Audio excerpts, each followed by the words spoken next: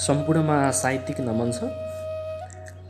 मलाई मेरो टिकटक मार्फत एकजना मित्र हुनुहुन्छ जयबहादुर रोकाया, उहाँले यो वाचन गरिदिनुहोस् भनेर एउटा लेख पठाउनु भएको छ। उहाँको लेखमा मैले थोरै केरमेट गरेको छु। यसमा उहाँ पक्कै सहमति हुनुहुन्छ भन्ने मैले अपेक्षा गरेको छु है। उहाँको लेख यसरी सुरु हुन्छ। मायाले बाँच्छ मन शब्दले भन्न नसकिने, मायाले बाँच्छ मन शब्दले भन्न नसकिने, आँखाले बोल्छ कथा ओठले भन्न नसकिने, मायाले बाँच्छ मन शब्दले भन्न नसकिने, आँखाले बोल्छ कथा ओठले भन्न नसकिने, टाढा भएर पनि झन् नजिक बनाउने अनुभूति माया यही हो, टाढा भएर पनि झन् नजिक बनाउने अनुभूति माया यही हो, यसै गरी सधैँ चल भन्न नसकिने, यसै गरी सधैँ चल भन्न नसकिने। धन्यवाद।